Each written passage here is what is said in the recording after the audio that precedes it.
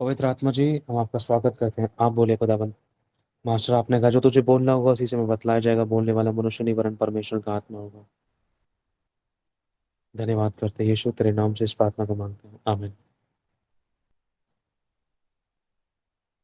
ये महीना 27 तारीख है आज।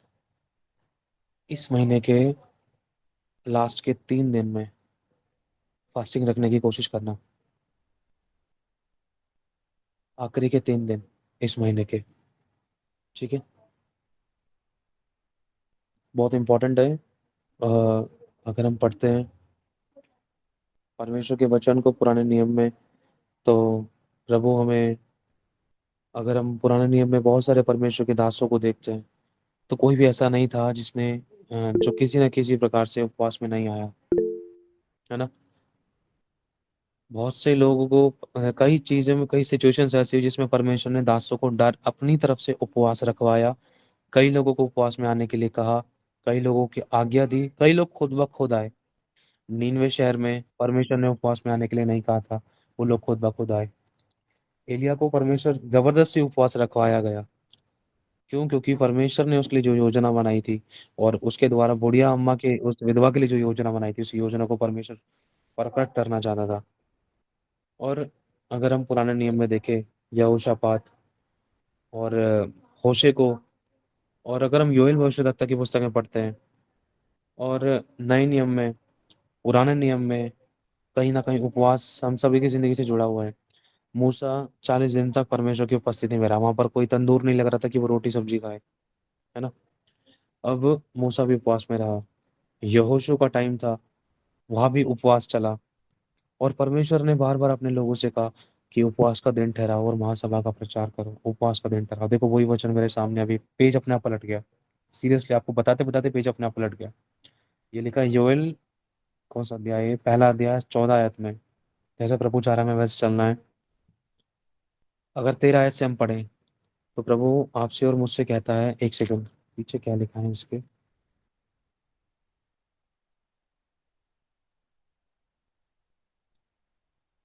इसको हम एक बार स्टार्टिंग से पढ़ते हैं, पहले अध्याय से। यहोवा का वचन जो पतुएल के पुत्र योएल के पास पहुंचा, वह यह है। हाँ बेटा, खा लो, आप खा लो, खा लो, आप रख लो। हे पुरनियो सुनो, हे देश के सब लोगों, सब रहने वालों, कान लगाकर सुनो। मतलब परमेश्वर आपसे और मुझसे कह रहा है सुनने के लिए। हे देश के सब लोगों, योएल पहला अध्याय और पहली आयत से। बाय बेटा। हे पुरनियो सुनो, हे देश के सब रहने वालों, कान लगाकर सुनो। क्या ऐसी बात तुम्हारे दिनों में या तुम्हारे पुरखाओं के दिनों में कभी हुई है? अपने बच्चों से, अपने बच्चों से और इसका वर्णन करो, और वे अपने बच्चों से, फिर उनके बच्चे आने वाली पीढ़ी के लोगों से इसका वर्णन करेंगे। जो कुछ गाजाम नामक टिड्डियों से बचा। गाजाम नामक टिड्डियां, ये कौन है? ये टिड्डियां परमेश्वर ने भेजी है। टिड्डियों को परमेश्वर ने क्यों भेजा? क्योंकि परमेश्वर के लोगों ने, याजकों ने, विश्वासियों ने, उसके सेवकों ने, उसके चेलों ने बहुत बड़ी गलतियां की हैं। उन्होंने वो किया जो परमेश्वर की दृष्टि में बुरा था। और परमेश्वर ने उनको एक एक तरीका बताया, तुम्हें इन समस्याओं से निकलने के लिए तुम्हें क्या करना होगा। पहले वो परिस्थितियां बता रहा है कि तुम्हारी इन गलतियों के कारण देखो, तुम्हारी जिंदगी में, फाइनेंस में, तन में, मन में, धन में, आपके शारीरिक रूप में, आपके घराने में, आपके फैमिलीज में, आपके फाइनेंशियल लेवल पे, आपके रिश्ते नातेदार के लेवल पे, किसी ना किसी तरीके से आपको किसी ना किसी प्रकार से नुकसानों का, घटी का, आंसू का सामना करना पड़ा। उसका कारण क्या है? परमेश्वर ने कुछ टिड्डियों को भेजा था। ये टिड्डियां अगर हम प्रकाशित वाक्य में पढ़ते हैं, तो ये विनाश की टिड्डियां हैं। लिखा है, जो कुछ गजाम नामक टिड्डियों से बचा उसे अरबे नामक टिड्डी ने खा लिया। जो कुछ अरबे नामक टिड्डियों से बचा उसे येलेक नामक टिड्डियों ने खा लिया। जो कुछ येलेक नामक टिड्डियों से बचा वह हासिल नामक टिड्डियों ने खा लिया। हे मत वालो, जाग उठो। मत वालो मतलब नींद के नशे में चूर विश्वासी लोग, तन मन धन के, दूसरा संसार के अभिलाषाओं में जो चूर हैं, उनको परमेश्वर कह रहा है, हे मत वालो, हे संसार के अभिलाषियों, जाग उठो और रो। और हे सब दाखमधु पीने वालों, नए दाखमधु के लिए हाय हाय करो, क्योंकि वह तुमको अब ना मिलेगा। देखो मेरे देश पर एक जाति ने चढ़ाई की है। वह वह सामर्थी है। कौन सी जाति ने चढ़ाई करी है? दुष्ट की जाति ने चढ़ाई करी। दुष्ट की जाति ने चढ़ाई करी है। वो दुष्ट की जाति कौन सी? वो टिड्डियों की जाति, जो विनाश करती है, जो कंगाल कर देती है, जो खोखला कर देती है, जो बर्बाद कर देती है। उन जातियों ने परमेश्वर के लोगों के ऊपर चढ़ाई की है। क्यों चढ़ाई की है? परमेश्वर तो बचाना चाहता है, परमेश्वर तो बचाने वाला है, लेकिन परमेश्वर भी अपने वचन से बंधा हुआ है। क्योंकि शैतान खुद ब खुद आकर कहता है, देख तूने इनको कहा था ये काम करने के लिए, लेकिन देख तेरे इन बच्चों ने इस बात को नहीं माना। अब देख तू चाहकर भी इनको नहीं रोक सकता है, तू चाहकर भी मुझे नहीं रोक सकता है इनको बर्बाद होने से और मुझे इनको बर्बाद करने से। क्योंकि तेरा वचन वो सच्चा है, और तू अपने वचन के विरोध में जाकर काम नहीं कर सकता। तेरे लोगों ने गलती की है, पाप किया है, तो पाप का दंड ये है कि शैतान उनकी जिंदगी में काम करे, मैं उनकी जिंदगी में जाऊंगा और काम करूंगा, क्योंकि उन्होंने तेरे बाड़े को तोड़ा है और ये तेरा वचन में लिखा है, तो उसको कहकर क्लियर हो चुका है। अब तो चाहकर भी इनको नहीं छुड़ा सकता। अब ये टिड्डियां उनके विनाश करेंगी। क्यों? कब तक विनाश करेंगी? उठा लो बेटा, उठाओ। Very good. लिखा है, मेरी दाखलता देखो मेरे देश पर एक जाति ने चढ़ाई की है। एक जाति, कौन सी ये जाति? अगर हम नए नियम में पढ़ते तो लिखा है एक ऐसी जाति है जो बिना उपवास और प्रार्थना के नहीं जाती, वो दुष्ट की जाति है। अब ये जाति यीशु मसीह के लोगों के चेलों में, विश्वासियों में, कलीसियाओं में, अभिषिक्तों में, सेवकों में, प्रेरित, prophet, teacher, preacher, apostles, evangelism, इन सब चीजों की जिंदगी में कैसे आ गई? इन सब परमेश्वर के सेवकों की जिंदगी में कैसे आ गई? यही जाति क्यों आ गई है? कारण है। अगर हम पढ़ते हैं, लिखा है, और उनके लोग अनगिनत हैं, उनके दांत सींग कैसे हैं, और डांडे सिंगनी की सी हैं। दाढ़े, हाँ, दाढ़ मतलब दाढ़ जिससे वो चवा डालते हैं। अगर हम यिर्मयाह की पुस्तक 51 अध्याय और उसके 20 और 21 आयत में पढ़ते हैं तो साफ इन जातियों के बारे में लिखा हुआ है। ये बर्बाद कर देती हैं। घोड़ों को, रथों को रथी समेत लेकर आती हैं बर्बाद करने के लिए, क्योंकि शत्रु के भी रथ हैं। ये एक आत्मिक मोल की घटना है। लिखा है, उसने हमारी दाखलता को उजाड़ दिया है और उसने हमारे अंजीर के वृक्षों को तोड़ दिया। दाखलता और अंजीर क्या है? जिसमें आपने बीज बो, जो आपने बीज बोया उसके लिए आपने ध्यान रखा। बीज कौन सा? फल का, धन का, आशीषों का बीज बोया। अच्छा बीज बोया। उन अच्छे बीजों को जैसे ही वो फल बढ़ने लगे, जैसे ही वो फलवंत होने लगी, उन दाखलताओं को, उन वृक्षों को, उन फलों को उन शत्रुओं ने, उन टिड्डियों ने उनको बेकार कर दिया, खराब कर दिया। लिखा है, उसने मेरी दाखलता को उजाड़ दिया और मेरे अंजीर के वृक्षों को तोड़ डाला। उसने उसकी सब छाल छील कर उसे गिरा दिया और उसकी डालियां छीलने से सफेद हो गई। जैसे युवती अपने पति के लिए कटी में टाट बांधे हुए विलाप करती है, वैसे ही तुम भी विलाप करो। परमेश्वर एक तरीका बता रहा है। अगर तुम इन बातों से छूटना चाहते हो, बचना चाहते हो, आजाद होना चाहते हो, खुदावंद आपको और मुझे एक ईश्वरीय जीवन देना चाहता है। वो ईश्वरीय जीवन कि यीशु मसीह ने तो अधिकार बाद में दिए थे, उस अधिकार को पाने से पहले ही एलिया ने आकाश को 3 साढ़े 3 साल के लिए बंद कर दिया था। वो एक ईश्वरीय जीवन था। यहोशू ने सूर्य को आकाश में कई 12 घंटे के लिए लगभग रोक दिया था। वो एक ईश्वरीय जीवन था। मूसा ने पानी को 2 भाग कर दिया था। वो एक ईश्वरीय जीवन था। समझ रहे हो इस बात को? एलिशा की हड्डियों से मुर्दा जी उठा था। वो एक ईश्वरीय जीवन था। खुदा बाप आपको और मुझे उस ईश्वरीय जीवन जीने के लिए ये तरीका बता रहे हैं कि हमें करना क्या होगा। अभी पहले नाश के बारे में बता रहे हैं कि जो हमारा नाश किया, जो हमारी बरकतों को शैतान ने खाया, शत्रुओं ने खाया, नुकसान किया, तो उन सब चीजों से हम छुटकारा कैसे पाए, उन पे जय कैसे पाए, जो नुकसान हो उसकी भरपाई कैसे होगी, और हमें अपने हिस्से का काम क्या करना है। पहले परमेश्वर बता रहा, हमारी गलती के कारण, हमारे ढीले ढाले रवैये के कारण, हमारे आलसपन के कारण, हमारे संगति में ना रहने के कारण, परमेश्वर के भय में ना चलने के कारण, गंभीर ना रहने के कारण, कहीं ना कहीं उन टिड्डियों को मौके मिले हैं। लिखा है, यहोवा के भवन में ना तो अन्न और ना अर्घ आता है, उसके टहलुए जो याजक हैं विलाप कर रहे हैं। जैसे युवती अपने पति के लिए कटी में टाट बांधे हुए विलाप करती है, वैसे ही तुम भी विलाप करो। परमेश्वर कह रहा है तुम भी विलाप करो। अगर विलाप नहीं करोगे तो तुम्हारे रास्ते नहीं खुलेंगे। विलाप करोगे तो मेरा वचन पूरा होगा, तुमने पश्चाताप किया और मैंने तुम्हें क्षमा किया।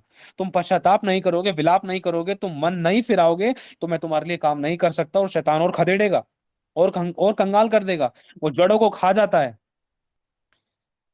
यहोवा के भवन में, सुनो, यहोवा के भवन में ना तो अन्न बलि ना अर्घ आता है, उसके टहलुए जो याजक हैं वे विलाप कर रहे हैं। यहोवा के भवन में अन्न बलि और ना तो अर्घ आता है। अन्न बलि और अर्घ को अगर हम देखें, अपनी तरफ से कोई विश्वासी, दास, सेवक, अभिषिक्त, कलीसिया का जन परमेश्वर के लिए अपना अपना क्रूस उठाकर चलने के लिए तैयार नहीं है। खुदा की सेवा के लिए, लोगों को बचाने के लिए, लोगों को छुड़ाने के लिए, खुदा के राज्य को बढ़ाने के लिए, खुदा के भवन की पूर्ति करने के लिए कोई भी अपने आप को, अपना बलिदान नहीं देता है। कोई बलिदान नहीं दे पा रहा है, देना चाहते नहीं दे पा रहे हैं, या नहीं देते हैं होने के बाद भी।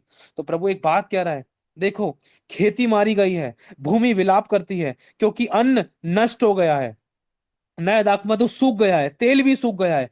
आज बड़ी बड़ी प्रार्थनाएं हो रही हैं, तेल सूख गया है, उस अभिषेक, वो अभिषेक रहा ही नहीं है लोगों की जिंदगी में कि सामने वाले की जिंदगी में काम हो, छुटकारे हो। तेल सूख गया है, क्योंकि कोई अपने लिए मरना नहीं चाहता है, कोई बलिदान नहीं देना चाहता है, वो बलिदान जिससे परमेश्वर प्रसन्न होता है। लिखा है खेती मारी गई है। कौन सी खेती? ये दुनियावी और आत्मिक खेती, दोनों खेती के बारे में कह रहा है परमेश्वर। जो एक विश्वासी ने बीज बोए खुदावन के राज्य में, उन खेती के फलों को, पेड़ों को, बीजों को, आशीषों को किसने खा लिया? टिड्डियों ने खा लिया। टिड्डियों को मौका किसने दिया? मनुष्य को शैतान को अवसर देता है, इसलिए प्रभु कहता है और शैतान को अवसर मत दो। उन टिड्डियों को अवसर दिया और उन टिड्डियों ने उन खेतियों को खा लिया। अरे फल नहीं खाया, खेती ही चट कर दी। खेती मारी गई है, भूमि विलाप करती है, भूमि विलाप कर रही है, सूख गई है, वो रोती है कि मैं बंजर हूं। वो भूमि रोती है। कौन सी भूमि? कौन है भूमि? प्रभु आपसे और मुझसे कह रहा है। आदम को भूमि की मिट्टी से बनाया परमेश्वर ने। विलाप करती है, हाय परमेश्वर मेरी आशीष कहाँ है? हाय परमेश्वर, आप और मैं मिट्टी से तो बने हैं। प्रभु ने कहा था ना, तू मिट्टी से बना है और मिट्टी में मिल जाएगा। हम भूमि से बने हैं, इसलिए परमेश्वर हमें एक तरीके से भूमि भी कहता है। परमेश्वर हमें ये भी कहता है कि ये पृथ्वी, ये भूमि बड़ी आशा भरी निगाहों से परमेश्वर के पुत्रों के प्रकट होने की बाट जो रही है। मतलब बहुत सारे इस संसार में बहुत सारे ऐसे लोग हैं जो भूमि तो हैं, जो प्रकट होने की बाट जो रहे हैं। किसकी? परमेश्वर के पुत्र की। जिनको परमेश्वर का पुत्र, वो किस इमेज में देखते हैं कि कोई हमें छुड़ाएगा? क्या कोई ऐसा मसीहा आएगा, छुड़ाएगा, चंगा करेगा, आशीष देगा, बरकत देगा? क्या कोई हमारा इलाज करेगा, या इलाज के लिए इंतजाम करेगा, या हमें छुएगा, या हमारे आंसू की सुधि लेगा? वो भी भूमि है जो कराती है, और एक मसीह लोगों की भूमि है। भूमि मतलब हमारा जीवन। हम प्रभु को जानने के बाद भी कराते हैं, सूखेपन को देख रहे हैं, हम विलाप कर रहे हैं, क्योंकि अन्न नष्ट हो गया है। कौन सा अन्न? फन हमारा स्पिरिचुअल और हमारा फिजिकली। कहीं ना कहीं हमने बोया उसको शारीरिक रूप में, शैतान ने कहीं ना कहीं उजाड़ दिया। आत्मिक रूप में हमने आंसू बोए, आत्मिक रूप में हमने बीज बोए, कहीं ना कहीं शैतान ने उनको चुरा लिया, वो जड़ नहीं पकड़ पाए। ध्यान रखना, बीज चाहे शारीरिक हो चाहे आत्मिक हो, जड़ पकड़ने के लिए उनके प्रति काम करना जरूरी है। लिखा है भूमि विलाप करती है, क्योंकि अन्न नष्ट हो गए हैं, नए दाखमधु सूख गया है, तेल भी सूख गया है। तुम चाहते तो हो कि बड़े बड़े काम करना, लेकिन अब वो काम तुम्हारे द्वारा क्यों नहीं हो पा रहा है, मेरे द्वारा क्यों नहीं हो पा रहा है? क्योंकि तेल सूख गया है, नया दाखमधु सूख गया है। जो नए बीज बोए हैं हमने खुदावन के राज्य में, आंसू रूपी, प्रार्थना रूपी, या धन रूपी बीज बोए हैं, या कोई भी बीज बोए हैं, कहीं ना कहीं वो फलवंत नहीं हो पा रहे थे। प्रभु एक रास्ता बताएगा भी, देखो क्या करना है। हे किसानों, कौन है किसान?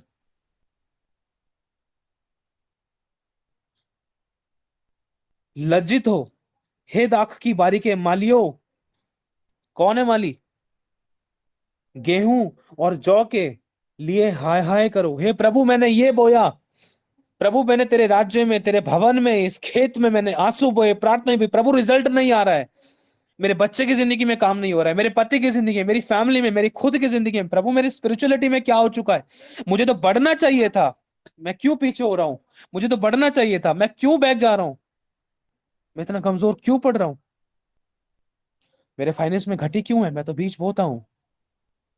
मेरी प्रार्थना का उत्तर क्यों नहीं मिल रहा है? मैं तो समय देता हूँ। रीजन है जो हमें नहीं करना चाहिए था, हमने वो किया परमेश्वर की दृष्टि में जो बुरा था।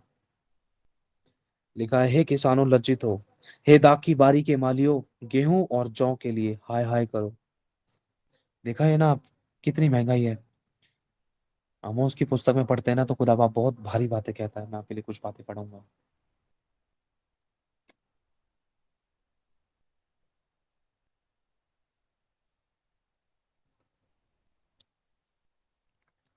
लिखा है, एक सेकंड।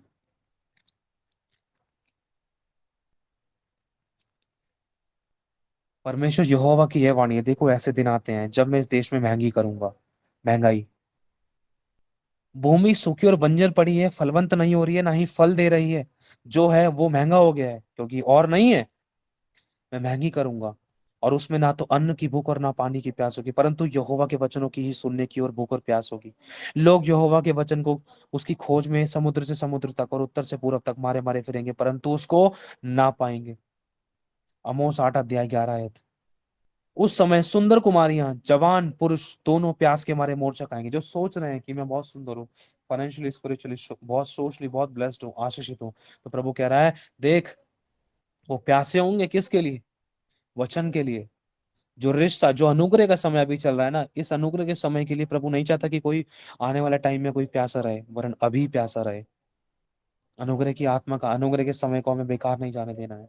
उस समय सुंदर कुमारी और जवान पुरुष दोनों प्यास के मारे मोर्चा खाएंगे। जो लोग सामरियों के पापमूल देवता की शपथ खाते हैं, या जो अपने शरीर या कोई अपने तन पे, अपने मन पे, अपने धन पे, या कोई भी अपने संसारिक किसी भी चीजों पर अपने तकिया करता है, या फिर उनको अपना ईश्वर मानता है, शपथ खाते हैं, तो प्रभु कहता है वो सब गिर पड़ेंगे और फिर ना उठेंगे। क्योंकि मैंने प्रभु, लिखा है 9वें अध्याय में, मैंने प्रभु को वेदी के ऊपर खड़ा हुआ देखा, और उसने कहा, खम्भों की कंगनियों पर मार, जिससे देवड़ियां हिलें।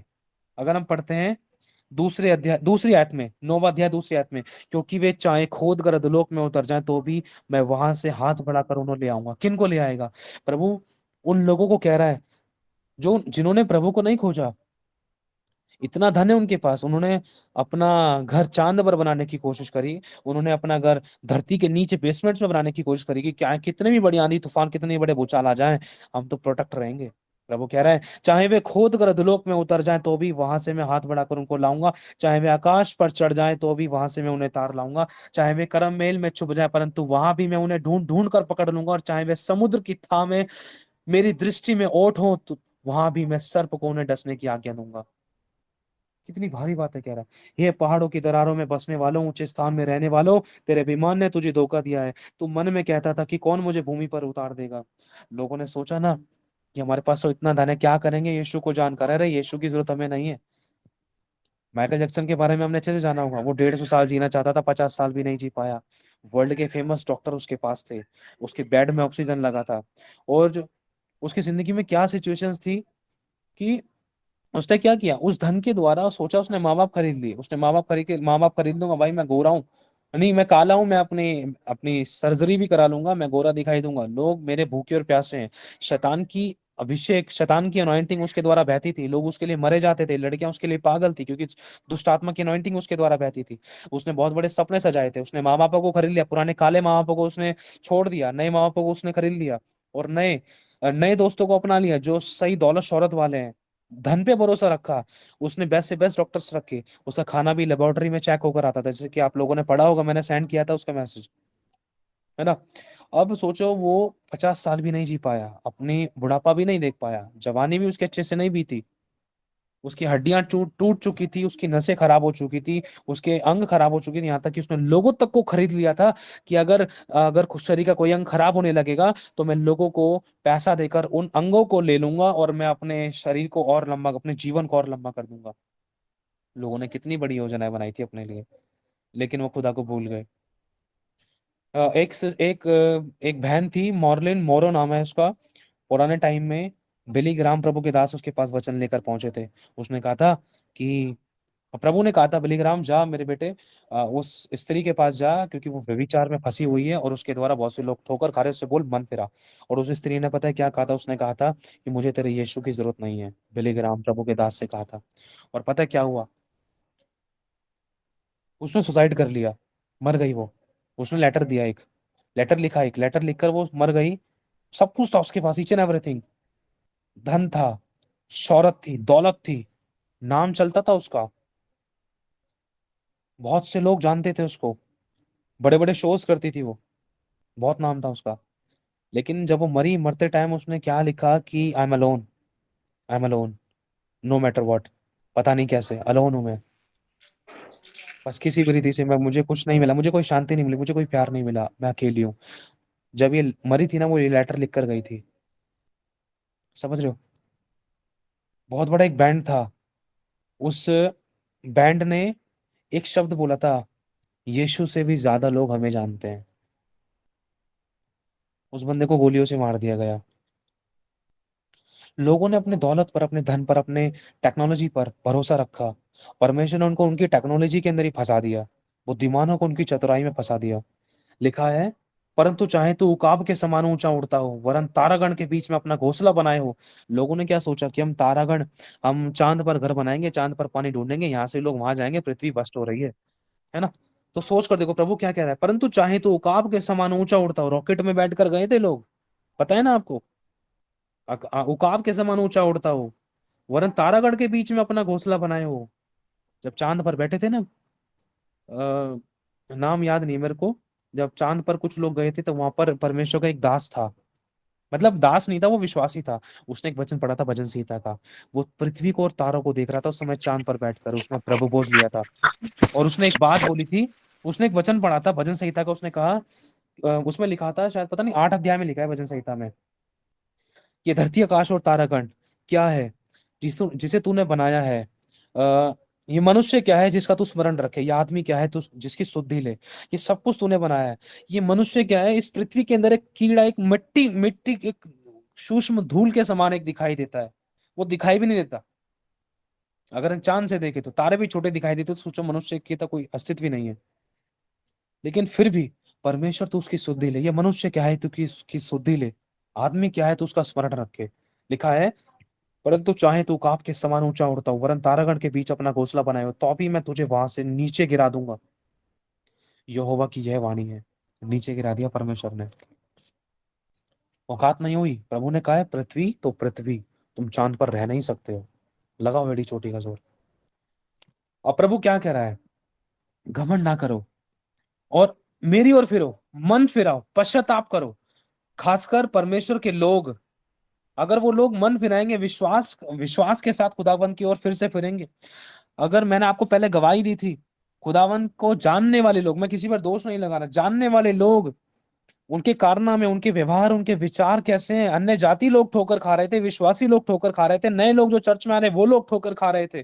खुदा का दिल कितना दुख रहा था। नई भेड़ें भी भटक रही थी। खुदा ने कहा मैं अपनी भेड़ों को खुद चराऊंगा, मैं किसी पर भरोसा नहीं रख रहा अब। मैं खुद चराऊंगा अपनी भेड़ों को, उनको एक मन चाहा चरवाहा दूंगा, उनके अंदर होकर मैं उनको खुद चराऊंगा। लिखा है, अगर हम पढ़ते हैं इसी में, योएल 1 अध्याय 11 आयत में लिखा, हे किसानों लज्जित हो, हे दाख की बारी के मालियों, गेहूं और जौ देखो, गेहूं और जौ के लिए हाय हाय करो, क्योंकि खेती मारी गई है, दाखलता सूख गई है, अंजीर का वृक्ष कोमला गया है, अनार, ताड़, सेब, वरन मैदान के सब वृक्ष सूख गए हैं, और मनुष्यों का हर्ष जाता रहा। मनुष्य ने जिस जिस चीज पर भरोसा रखा ना, वो सब चीज बेकार हो गई है। कोई भी बिजनेस, कुछ भी, कैसी भी चीज थी, सब बेकार हो गया है। जब मैं आकाश को, जो तेरे हाथों का कार्य है, चंद्रमा तारागण जो तूने नियुक्त किए, तूने बनाए हैं। ये वचन जो उस बहन ने सेंड किया, देखो इस वचन को पढ़ो। ये वचन पढ़ा था उन लोगों ने जब वो चांद पर गए थे। लिखा है, जो तूने नियुक्त किए हैं देखता हूं। तो फिर मनुष्य क्या है कि तू उसका स्मरण रखे, और आदमी क्या है तू उसकी सुधि ले। सोचो, परमेश्वर एक बात कहना चाहता है कि मनुष्य क्या है जो तू उसका स्मरण रखे। आज आदमी कुछ भी नहीं है, लेकिन फिर भी परमेश्वर उसका स्मरण रखता है। वो चाहे तो मिनटों में एक आज्ञा दे, समुद्र अपनी सीमाओं को तोड़ दे, और 1 मिनट में पृथ्वी फिर से पानी से भर जाए, जैसे नूह के समय में हुआ था। लेकिन लिखा है, समुद्र उसकी आज्ञाओं का उल्लंघन नहीं करता, क्योंकि उसने आज्ञा दी है। क्यों? आपके और मेरे लिए। लेकिन कुछ चीजों में वो आपको मुझे सिखाना चाहता है, करेक्ट करना चाहता है। लिखा है कि अंजीर का वृक्ष कोमला गए हैं। जिन चीजों पर, अंजीर बहुत स्ट्रांग पेड़ है, बहुत ब्लेसेड पेड़ है, बहुत अच्छा पेड़ है, बहुत महंगा पेड़ है। अनार, ताड़, सेब, वरन मैदान के सब वृक्ष सूख गए हैं। वरन जिन चीजों पर इंसान, जिस बिजनेस पर, जिस धन पर, जिस बुद्धि ज्ञान समझ पर इंसान तकिया करता था कि भाई मैं तो सब कुछ कर लूंगा, मेरे पास सब कुछ है, उनके घुटने टिकाए हैं। परमेश्वर ने उनकी उन ताकतों को जीरो कर दिया है। अब प्रभु एक बात कह रहा है, हे याजकों, आप और मैं याजक हैं, हे याजकों, कटी में टाट बांधकर छाती पीट पीट कर रो।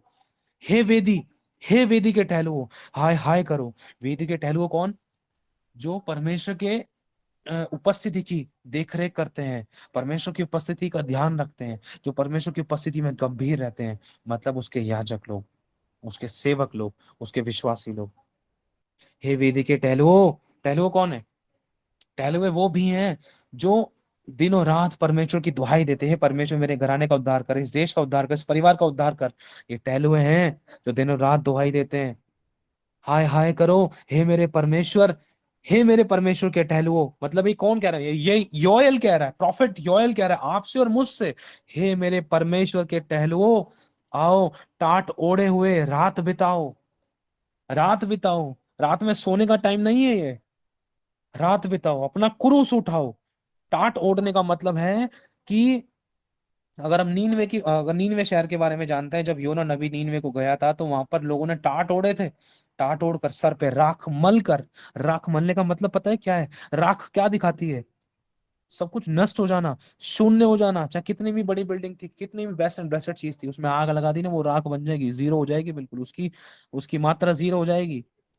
तो प्रभु कह रहे हैं राख को अपने सर पे लगाओ। आज के टाइम में राख को सर में लगाना और टाट ओढ़ने का मतलब क्या है? अपने आप को जीरो कर लेना, अपना मुंह मिट्टी में रख।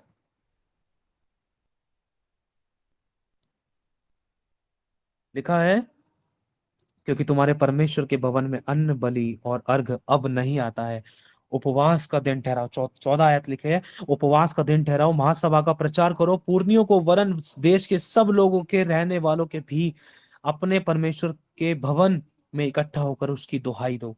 अपने देश के लोगों के विषय में, अपने घराने के, अपने फैमिली के, अपने दासों के, अपने अगुओं के, कलीसियाओं के, विश्वासियों के, अपने परिवार के, अपने खुद के विषय में परमेश्वर के निमित्त उसके सिंहासन, उसके सम्मुख जाकर उपवास के साथ सर पे टाट ओढ़कर, मतलब गहरा पश्चाताप करके, माफी मांग कर, अपनी गलती को रिपेंट करके उसके निकट जाकर अपने और अपने घराने, अपने लोगों के लिए जिनको परमेश्वर ने हमारे हाथों में दिया है, जिस देश में हमें रखा है, उनके लिए हम दुहाई दें, प्रार्थना करें। क्योंकि लिखा है, यदि मेरी प्रजा के लोग जो मेरे कहलाते हैं, यदि वो दीन होकर मेरी ओर फिरे, तो मैं स्वर्ग से सुनकर तुम्हारे पाप क्षमा करूंगा और तुम्हारे देश को ज्यों का त्यों कर डालूंगा।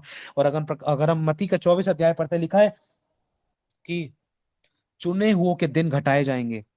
आप और मैं चुने हुए हैं, ध्यान रखना। अगर एक विश्वासी इस धरती पर नहीं होता ना, एक भी विश्वासी अगर इस धरती पर नहीं होता, तो धरती नाश हो चुकी होती। धरती का बचने का कारण क्या था? नूहा। समझो उस बात को, नूहा था, इसलिए प्रभु ने कहा था नहीं, मैं इसको नाश नहीं करूंगा। समझ रहे हो? प्रभु ने पहले कह दिया था कि मैं मनुष्य की क्रिएशन इस धरती पर से मिटा डालूंगा, वरन पृथ्वी समेत नाश कर दूंगा। ऐसा पढ़ सकते हो आप। मैं हैरान हो गया था, परमेश्वर इतना इतना तगड़ा नहीं आए। हाँ प्रभु, लेकिन प्रभु ने दया की, एक व्यक्ति को देखकर, एक है जो मेरी ओर फिरा हुआ है, चाहे भले ही सारा संसार नहीं है, लेकिन एक है, बचाऊंगा उसको मैं। नूहा। चुने हुओं के कारण वो जो मृत्यु के दिन थे वो घटाए गए। परमेश्वर आज नाश करने वाला था, लेकिन आज उसके लोगों ने दुहाई दी। परमेश्वर ने नाश करने को पोस्टपोन कर दिया, डिले कर दिया, इंतजार कर रहा। लिखा तो है नए नियम में, एक बार मैं पढ़ता हूँ, प्रभु मुझे याद दिलाए वो वचन, पतरस की पत्री में शायद वो वचन लिखा है कि अपनी सहनशीलता के कारण मैं तुम पर दया करता हूँ, नहीं तो मैं कब का तुम्हें नाश कर दूं। हे प्रियो, यह बात तुमसे छुपी ना रहे कि प्रभु के यहाँ एक दिन 1000 वर्ष के बराबर है और 1000 वर्ष एक दिन के बराबर है। प्रभु अपनी प्रतिज्ञा के विषय में देर नहीं करता, जो वो कहता है वो 100% उस समय पर वो करता है। परंतु जैसी देर कुछ लोग समझते हैं ना, पर तुम्हारे विषय में धीरज धरता है, नहीं चाहता कि कोई नाश हो, और वरन यह चाहता है कि सबको मन फिर आपका अवसर मिले। लिखा है दूसरा पत्रस 3 अध्याय और इसके 8 और 9 आयत में, प्रभु ये चाहता है कि सबको मन फिर आपका अवसर मिले। परंतु प्रभु का दिन चोर के समान आ जाएगा। उस दिन आकाश बड़ी हड़हड़ाहट के शब्द के से जाता रहेगा, तत्व बहुत ही तृप्त होकर पिघल जाएंगे और पृथ्वी उस पर के काम जल जाएंगे। अगर हम प्रकाशित वाक्य में पढ़ते हैं, लिखा है आकाश कागज के समान लपेट दिया जाएगा, सूरज चांद का कोई काम नहीं रहेगा। बहुत भयानक दिन है वो। और पता है यीशु का आना बहुत निकट है। परमेश्वर आपसे मुझसे कह रहा है जागो। ये लिखा ना अभी आपके सामने पढ़ा, योएल की पुस्तक, कहाँ गया, इसी में पढ़ा था शायद। हे याजकों, कटी में टाट बांधकर छाती पीट के रहो। हे वेदी के टहलुओ, हाय हाय करो, हे मेरे परमेश्वर के टहलुओ, जाओ, आओ, टाट ओढ़े हुए रात बिताओ, क्योंकि तुम्हारे परमेश्वर के भवन में अन्न बलि और अर्घ नहीं आता है। उपवास का दिन ठहराओ, महासभा का प्रचार करो, पुरनियों के वरन देश के सब रहने वालों के भी अपने परमेश्वर यहोवा के भवन के नाम के निमित्त यहोवा के भवन में इकट्ठे होकर उसकी दुहाई दो। उस दिन के कारण हाय करो, क्योंकि यहोवा का दिन निकट है, वह सर्वशक्तिमान की ओर से सत्यानाश का दिन होकर आएगा। क्या भोजन वस्तु हमारे देखते नष्ट नहीं हुई? आपको पता नहीं है किसानों की कितनी खेती खराब हो गई थी हमारे देखते देखते? पानी आना बंद हो गया, आया तो इतनी बाढ़ें आई कि सब तबाह हो गया, खेत खराब, हरियाली खराब, सब कुछ बंद। क्या भोजन वस्तु हमारे देखते नष्ट नहीं हुई? क्या हमारे पास हमारे परमेश्वर के भवन का आनंद और मगन जाता नहीं रहा? बीज ढेलों के नीचे झुलस गए।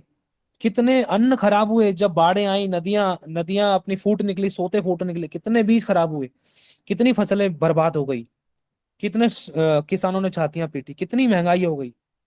भंडार सूखे पड़े, सूने पड़े हैं, खत्ते गिर पड़े हैं, क्योंकि खेती मारी गई है। पशु कैसे कराते हैं, झुंड के झुंड गाय बैल विकल विकल हैं, क्योंकि उनके लिए चराई नहीं रही है। और झुंड के झुंड भेड़ बकरियां पाप का फल भोग रहे हैं। किसके पाप का फल भोग रहे हैं? मनुष्य के पाप का फल ये भेड़ बकरियां भोग रहे हैं भाई। उनका क्या कसूर है? हे यहोवा, मैं तेरी दुहाई देता हूँ, क्योंकि जंगल की चराई आग का कौर हो गई है। आपको पता है ना, आग लगी थी जंगल में, बहुत लंबे टाइम तक, कई महीनों तक चल रही थी आग वो। लिखा है ये साफ, हे यहोवा मैं तेरी दुहाई देता हूं, क्योंकि जंगल की चराइयां आग का कौर हो गई हैं, और मैदान के सब वृक्ष ज्वाला से जल गए हैं। वृक्ष ज्वाला से जल गए हैं। वरन वन पशु भी तेरे लिए हांफते हैं, क्योंकि जल के सोते सूख गए हैं, और जंगल की चराइयां आग का कौर हो गई हैं। सियोन में नरसिंगा फूको, दूसरा अध्याय।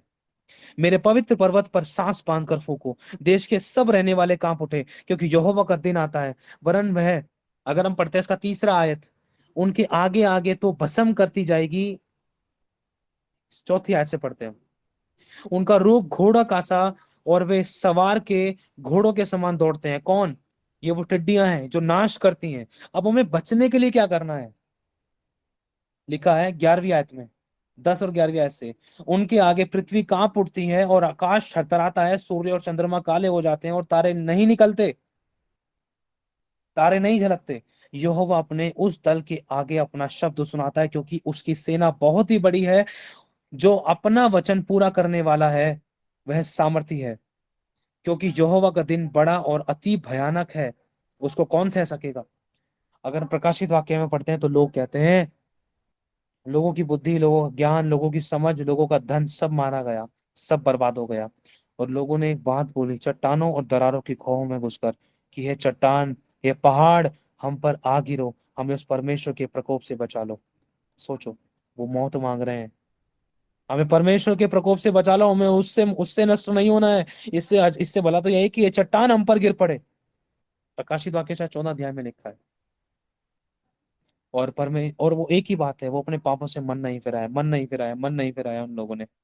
इसलिए प्रभु कह रहा है, उपवास का दिन ठहराओ, महासभा का प्रचार करो, पश्चाताप करो, मन फिराओ अपने लोगों और अपने घराने के लिए, माफी मांगो, पश्चाताप करो, अपने देश के लिए पश्चाताप करो। हमारे देश पर 55 लाख करोड़ का कर्जा था, आज 155 लाख करोड़ का कर्जा है आज। समझ रहे हो? खुदावन, क्या होगा इस देश का? आप और मैं नहीं घुटने टिकाएंगे तो कौन टिकाएगा? आने वाले टाइम में किसी को पता है क्या होगा? पाकिस्तान में दूध की थैली कितनी महंगी हो गई थी, दूध और तेल पता नहीं 500 रुपये, पता नहीं 900 रुपये लीटर, ऐसी कुछ हो गया था। सोच कर देखो कहाँ जाएंगे, गरीब आदमी क्या खाएगा? जो सड़कों पे रहते हैं, जो बेचारे भीख मांगते हैं, उनका क्या होगा? हमारा क्या होगा? पुराने नियम में पढ़ते हैं, एलिशा के समय की बात है शायद, कबूतर, यहाँ तक कि लोग आपस में एक दूसरे को मारकर खा रहे थे, बच्चों को मारकर खा रहे थे। लिखा है, मैं पढ़ के बता सकता हूँ आपको। एक माँ दूसरी माँ से कह रही थी, पहले मेरे को तेरा बच्चा खाने दे, फिर तू मेरा बच्चा खा लियो। कितना खतरनाक अकाल था। और ये भी लिखा है कि अ, जो कबूतर, कबूतर की जो पोटी, कबूतर की जो बीट है ना, ये शब्द शब्द साफ लिखा, कबूतर की बीट बिक रही थी सोने और चांदियों में। कोई हमें दे दो वो भी, छोटी सी बीट जो सूख जाती है, कोई वो भी दे दो। सोने और चांदियों में बिक रही थी वो। इतना खतरनाक अकाल था, लेकिन खुदा अपने नबियों को तृप्त कर रहा था। कौन देख सकता है ऐसे टाइम को? बड़ा भयानक टाइम है, ये तो सिर्फ शुरुआत थी। अगर हम मत्ती 24 पढ़ते तो लिखा है अकाल, भूकंप, बाढ़े, ये सब तो अंत की शुरुआत होगी, साफ लिखा है। मैं हैरान होता प्रभु तू इसको अंत की शुरुआत कर रहा है। यहाँ पर तो इंसान की सांस, इस परिस्थिति में तो इंसान की सांस नहीं आ रही। इस सिचुएशन को देखकर तो लोग सुसाइड कर रहे हैं, एक दूसरे को मार काट रहे हैं। और यह भी लिखा है कि बच्चे माँ बाप को पकड़ाएंगे, विश्वासी विश्वासी को पकड़ाएगा, क्योंकि मुझे छोड़ दो, वो विश्वासी उसको पकड़ लो। माँ बाप बच्चों को सौंपेंगे मरने के लिए, बच्चे माँ बाप को सौंपेंगे मरने के लिए। कितना खतरनाक कलेश। अगर हम यिर्मयाह का 9 अध्याय पढ़ते तो उसमें खुदावंद साफ कहता है कि पुरनियों से शुरुआत करो। कौन? जो मसीह लोग हैं उन्हीं से शुरुआत करो सताव की। प्रभु का वचन कहता है क्योंकि शत्रु, क्योंकि जो लोग रोटी कपड़ा मकान, जिनको ये सब ब्लेसिंग चाहिए होगी, जिनको सारे ऐशो आराम चाहिए होगा, जिनको धन चाहिए होगा, जिनको ब्लेसिंग चाहिए होगी, कहने का मतलब जिनको रोटी चाहिए होगी, पानी चाहिए होगा, खान पान चाहिए होगा, जिनको सर पे छत चाहिए होगी, बिजली पानी चाहिए होगा, तो उनको शैतान अपने दूतों को भेजकर उनको अपने वश में करने के लिए उनके माथे पर छाप लगाएगा, 666। लेकिन जो छाप नहीं लगवाएंगे उनकी गर्दनें काटी जाने वाली बात बताई है। सबको मारकर नाश करो बूढ़े। मैं आपके लिए पढ़ता हूँ एक मिनट, यिर्मयाह की पुस्तक में दूत भेजता है, शत्रु एक दूत भेजता है कि जा लगा दे उनके माथे पर मोहर। जो रोटी कपड़ा मकान जिनको चाहिए, दौलत शोहरत चाहिए, जो अच्छा जीवन जीना चाहते हैं, लेकिन जो मसीह के हैं और वो मेरे, अगर वो 666 नहीं लगवाना चाह रहे, अगर वो छाप नहीं लगवाना चाह रहे, तो उनको तुरंत मार दो। सेनाओं का यहोवा यूं कहता है, सोचो और विलाप करने वालियों को बुलाओ, बुद्धिमानों, बुद्धिमान स्त्रियों को बुलवा भेजो। एक प्रभु 9 अध्याय नहीं, हाँ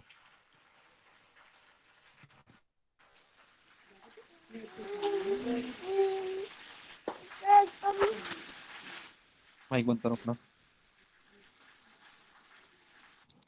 प्रभु कौन सा वचन था? यिर्मयाह, यहीजकल। एक सेकंड मैं निकालता हूँ आपके लिए। बहुत पावरफुल वचन था, मैं हैरान हुआ। लेकिन प्रभु ने उस वचन में ये बात बता रखी है, पुर्णियों से शुरुआत करो। इसलिए हे स्त्रियों, यहोवा का यह वचन सुनो, उसकी आज्ञा को मानो, अपनी अपनी बेटियों को शोक का गीत और अपनी अपनी पड़ोसियों का विलाप का गीत सिखाओ, क्योंकि मृत्यु हमारी खिड़कियों से होकर हमारे महलों में घुस आई है, कि हमारी सड़कों में बच्चों को और चौकों में जवानों को मिट्टी दे मिटा दे। तू कहे यहोवा यों कहता है, मनुष्य शव ऐसे पड़े रहेंगे जैसे खाद खेत के रूप में पुलियों काटने वाले के पीछे पड़ी रहती है। आपको पता है ये भविष्यवाणी पूरी हो चुकी थी कोविड के टाइम पर। शव ऐसे पड़े रहेंगे जैसे खाद धरती पर पड़ी रहती है, कोई छू भी नहीं रहा था, कोई कहाँ मर रहा था, कोई कहाँ मर रहा था। ये भविष्यवाणियां पूरी हो चुकी हैं। लिखा है साफ, क्योंकि मृत्यु हमारी खिड़कियों से होकर हमारे महलों में घुस आई है। मृत्यु कौन सी? ये वायरस था, ये दिखाई नहीं दे रही थी, मृत्यु खिड़कियों से होकर आई थी। कि हमारे जो लोग, कोई कई लोग ऐसे चपेट भी, ऐसे लोग भी चपेट में आते हैं, वो लोग कहते थे कि हमने तो किसी को छुआ ही नहीं, हम तो कोविड के कनेक्शन में भी नहीं आए, हम तो घर में ही रहे। लेकिन घर में पड़े पड़े कैसे छू गया कोविड? क्योंकि मृत्यु खिड़कियों से होकर घुस आई थी, महलों में घुस आई थी। महलों में, जो लोग सोच रहे हैं ना महलों में, हम तो बहुत प्रोडक्शन में हैं, बहुत साफ सफाई, महलों में घुस गई। अमीर बाप की औलादों को भी कोविड ने पकड़ लिया। ये दुष्ट आत्माएं थी कि हमारी सड़कों के बीच में, सड़कों में बच्चों को, चौकों में जवानों को मिटा दे। कि तू कहे यहोवा यूं कहता है, मनुष्यों के शव ऐसे पड़े रहेंगे जैसे खाद खेत के ऊपर और पुलियां काटने वाले के पीछे पड़ी रहती है, और उनका कोई उठाने वाला ना होगा। कौन उठा रहा था उनको? अपने तक नहीं उठा रहे थे उनको, अपने तक नहीं उठा रहे थे। फोन कर रहे थे, ले जाओ मशीनें, ले आओ, ले जाओ, इसको डालो व्हील चेयर्स पे। कहीं तो पड़े रहे कई कई दिन तक, कोई छू ही नहीं रहा, कोई घर में पड़ी रही। कोविड होने के बाद घर छोड़कर चले गए, घर में लाश पड़ी हुई सड़कर, खत्म, गए। जब ज्यादा बदबू आई तब पता चला, कोई उठाने वाला नहीं था। यहोवा यूं कहता है, बुद्धिमान अपनी बुद्धि पर घमंड ना करे, ना वीर अपनी वीरता पर, ना धनी अपने धन पर, परंतु जो घमंड करे वो इस बात पर करे कि वो मुझे जानता और समझता है कि मैं ही वह यहोवा हूं, जो पृथ्वी पर करुणा और न्याय और धर्म के काम करता है, क्योंकि इन्हीं बातों से मैं प्रसन्न होता हूँ। वो वचन मिल नहीं रहा, मैं आपको पढ़ा था, पता नहीं कौन सा था वो वचन, याद नहीं आ रहा है मेरे को पूरी तरीके से। यिर्मयाह पता नहीं 9 अध्याय में था, पता नहीं यहेजकल में था। लेकिन मैं आपको बताता हूँ, लिखा है बूढ़े कुंवारी बच्चे छोटे बड़े सबको मारकर नाश करो और उनके माथे पर मोहर लगाओ। एक तरफ परमेश्वर अपने दूतों को भेजकर परमेश्वर अपने लोगों के माथे पर मोहर लगाएगा, जिन्होंने शैतान के साथ, शैतान की दूतों के साथ समझौता नहीं किया, जिन्होंने संसार के उस अधिपति के साथ समझौता नहीं किया कि हाँ भाई मुझे रोटी दे दो, मेरे माथे पर मोहर लगा दो। उन उन लोगों के ऊपर परमेश्वर अपने दूतों को भेजकर मोहर लगाएगा, जो चाहे भूखे रह लिए लेकिन शैतान के साथ हाथ नहीं मिलाया, उन लोगों के माथे पर मोहर लगाई जाएगी। कितना भारी कलेश की बात है। परमेश्वर कहता है बहुत सी चीज तो पूरी हो चुकी, बहुत सी होने को थी, लेकिन खुदा आप पर मुझे कह रहा है कि अपने अपने बिछौनों को भिगो, आंसुओं से विलाप करो, रो, अपने मतलब सर पे टाट ओढ़ो। टाट ओढ़ने का मतलब है गहरा पश्चाताप, ऐसा गहरा पश्चाताप कि एक वस्त्र भी हमें दबा दे। इतना हल्का करना है, इतना दीन कर लेना है अपने आप को। परमेश्वर कुछ मांगता है हमसे। लिखा है कि अब करना क्या है। यहोवा अपने उस दल के आगे अपना शब्द सुनाता है। हाँ, 12वीं आयत से पढ़ेंगे, योएल 2 अध्याय 12वीं आयत। तो अभी यहोवा की यह वाणी है, अभी भी सुनो, उपवास के साथ रोते पीटते अपने पूरे मन से फिर कर मेरे पास आओ। उपवास के साथ, अपने वस्त्र नहीं, अपने मन ही को फाड़ कर, क्योंकि तुमने मन में सोचा, जैसे लूसीफर सोचता था कि वो, तू मन ही में सोचता था कि तू परम प्रधान के तुल्य हो जाएगा, तो उस पत्थर की पहाड़ी पर अपना सिंहासन लगाएगा, कि तू पृथ्वी पर अधिकार करेगा। तू मन में सोचता था। मनुष्य मन ही में तो सोच बैठता है कि सब कुछ मेरा है, तन मन धन, ईच एंड एवरीथिंग, सब कुछ मेरे वश में है। अरे धन इतना है, सब कुछ ईच एंड एवरीथिंग मेरे कंट्रोल में है, मैं इसको खरीद सकता हूँ, उसको ले सकता हूँ, इतना जी सकता हूँ, उतना कर सकता हूँ। नहीं, प्रभु कह रहा है नहीं, सबसे पहले अपने मन की रक्षा कर, अपने मन ही को फाड़ कर अपने परमेश्वर यहोवा की ओर फिरो, क्योंकि वह अनुग्रहकारी, दयालु, विलंब से क्रोध करने वाला, करुणा निदान और दुख देकर पछताने हारा परमेश्वर है। क्या जाने वे फिर कर पछताए और ऐसी आशीष दे जैसे तुम्हारे परमेश्वर यहोवा का अन्न बलि और अर्घ दिया जाए। आमेन। प्रभु चाहता है कि हम पश्चाताप करें, और वो हमें ऐसी आशीष देगा कि हम सोच नहीं सकते। सियोन में नरसिंगा फूको, उपवास का दिन ठहराओ। प्रभु देखो बार बार बोल रहा है, उपवास का दिन ठहराओ, महासभा का प्रचार करो, लोगों को इकट्ठा करो, सभा को पवित्र करो, लोगों को इकट्ठा करो, सभा को पवित्र करो। परिवार जो मसीह में, वो इकट्ठे होकर गहरा पश्चाताप करें कि प्रभु हमारा छुटकारा कर, हमारी रुकी हुई आशीषों को खोल, हमारे गलती, पाप, गुनाह, अपराध, धर्म को क्षमा कर, हमारे देश के पापों को क्षमा कर, देश के अधिकारियों के पापों को क्षमा कर, जिसके कारण ये देश कर्जदार हो रहा है। हमारे देश में किसानों के पापों को क्षमा कर, हमारे देश के किसानों की भूमियों को आशीषित कर, शापों को तोड़ दे, बंधनों को तोड़ दे, लोगों के मनों को फेरने का आत्मा दे, मन फिराव का आत्मा दे, पश्चाताप की लोगों को आत्मा दे, मन दे उनको। प्रभु हमें भेज, हमें इस्तेमाल कर, हमें खड़ा कर, हम तेरे लिए जाना चाहते हैं, हमें बड़े लेवल पर इस्तेमाल कर। याजकों, लिखा है, इकट्ठा करो, सभा को पवित्र करो, बुराई से बैर करो, पवित्र ठहराओ अपने आप को, पुरनियों को बुलाओ, बच्चों को और दूध पियोगों को भी इकट्ठा करो, जो दूध पीते हैं, जो दूध पीने वाले बच्चे, उनको भी इकट्ठा करो। और दुल्हन भी अपने कमरे से निकल आए, अपने उस दुनियावी दूल्हे को छोड़कर अपने परमेश्वर के पास आए। याजक जो यहोवा के टहलुए हैं, वे आंगन और वेदी के बीच में रो रो कर, हे यहोवा अपनी प्रजा पर तरस खा, कहे, और अपने निज भाग की नाम धराई ना होने दे, ना जाति जाति उसकी उपमा दे। जाति जाति के लोग आपस में क्यों कहने पाए कि उनका परमेश्वर कहाँ रहा। हे परमेश्वर, हमारी इन दशा को देखकर, इन घटी को, इन कमजोरी को, इनकी हमारी बीमारी को, तकलीफों को, हमारे अकेलेपन को देखकर क्यों कहने पाए कि परमेश्वर तू कहाँ रहा। अन्य जाति के मुंह क्यों खुले। परमेश्वर की दया, अगर हम ऐसा करते हैं ना, पश्चाताप करते हैं, उपवास में आते हैं अपने लोगों के लिए, अपने अगुओं के लिए, अपनी कलीसिया के लिए, अपने धन के लिए, अपने फाइनेंस के लिए, अपनी खुद की जिंदगी के लिए, कि हम पवित्रताई का जीवन जिए, गहरा पश्चाताप करें, अपने लोगों के ब्याह पर पश्चाताप करें, देश के अधिकारियों के ब्याह पर, अपने खेत किसानों के ब्याह पर, अपने धन के ब्याह पर, अपने फाइनेंस के ब्याह पर हम पश्चाताप करें, जहां जहां हमसे गलतियां हुई हैं, अपने पड़ोसी, अपने गली से, अपने अपने शहरों के ब्याह पर, अपने चर्चेस के ब्याह पर हम पश्चाताप करें। कोई चाहे कुछ करे या ना करे, लेकिन अगर आप कर रहे हो ना, तो मैं कह रहा हूं आपकी आशीष को कोई रोक ना सकेगा। खुदावन ऐसी आशीष देगा, वो कहता है कि धन तुझे ढूंढता हुआ आएगा, अंधकार में छिपा हुआ, गुप्त स्थानों में गड़ा हुआ धन मैं तुझे दूंगा। वो धन तुझे दिखाई देगा, लेकिन दूसरे को दिखाई नहीं देगा। तुझे इसलिए दिखाई देगा क्योंकि तूने अपने हिस्से का काम किया है, तूने मेरी बात मानी है, तूने मेरे कहे अनुसार किया है। मैं तुझे छुड़ाऊंगा, मैं तेरे विरोधी को फेवर में करूंगा, मैं तेरे घर का उद्धार करूंगा, मैं तेरे घराने को बपतिस्मा दिलाऊंगा, मैं तेरे घराने को, परिवारों को अपनी ओर लौटा ले आऊंगा, मैं उनका छुटकारा करूंगा, मैं उनको चंगा करूंगा, मैं आकर तुम्हें आशीष दूंगा। तब परमेश्वर की दया, 18 आयत में लिखा है, योएल 2 का 18 में, तब यहोवा को अपने देश के विषय में जलन हुई और उसने अपनी प्रजा पर तरस खाया। यहोवा ने अपनी प्रजा के लोगों को उत्तर दिया, सुनो, मैं अन्न और नया दाख मधु और ताजे तेल तुम्हें देने पर हूं और तुम उन्हें पाकर तृप्त होंगे। बोलो आमीन। आपकी जिंदगी में कोई भी घटी थी, शांति नहीं थी, चैन नहीं था, विश्राम नहीं था, या अभिषेक नहीं था, वरदान नहीं थे, या भरपूरी नहीं थी, मेल मिलाप नहीं था, चैन नहीं था, विश्राम आराम नहीं था, शांति नहीं थी, किसी प्रकार का प्रेम प्यार घर परिवारों में नहीं था, कोई बरकत नहीं थी, कोई छुटकारा नहीं था, कोई आशीष नहीं थी, प्रभु कह रहा है मैं तुझे तृप्त करूंगा। चाहे यूसुफ को लोगों ने गड्ढे में दबा दिया, लेकिन प्रभु कहता है हाँ, I am gonna bless him, मैं ब्लेस करूंगा उसको, मैं ब्लेस करूंगा उसको। सुनो, मैं अन्न और नए दाखमधु को और ताजे तेल तुम्हें देने पर हूं, प्रभु देने पर है, कुछ खोने ना पाए हम, और तुम उन्हें पाकर तृप्त होंगे, और मैं भविष्य में अन्य जातियों द्वारा तुम्हारी नामधराई ना होने दूंगा। मैं कह रहा हूं, तेरी नामधराई कभी नहीं होगी, कभी तुझ पर कोई उंगली ना उठा सकेगा, तुझ पर कोई दोष ना लगा सकेगा, कोई तेरी बुराई ना कर सकेगा, कोई तेरी निंदा ना कर सकेगा, कोई तेरी चुगली ना कर सकेगा। तू सदा के घमंड का कारण ठहरेगी, कारण ठहरेगा। बोलो आमीन। ये प्रभु करेगा। मैं उत्तर की ओर से आई हुई सेना को तुम्हारे पास से दूर करूंगा, जो दुष्ट की सेना, जो तुम्हारा शारीरिक और आत्मिक शत्रु जो तुम्हारे पर चढ़ाई करने पड़ता, प्रभु कहेगा वो तुम पर चढ़ाई ना कर सकेंगे, तुम्हारी ओर से यहोवा लड़ेगा। उनको मैं दूर करूंगा और उसे एक निर्जल और उजाड़ देश में से निकाल दूंगा। अकाल, उसका अगला भाग तो पूरब के तल की ओर और उसका पिछला भाग पश्चिम के समुद्र की ओर होगा। उसने दुर्गंध, उनसे दुर्गंध उठेगी, मतलब दुष्ट आत्माएं जलेंगी, वो शत्रु निराश होंगे।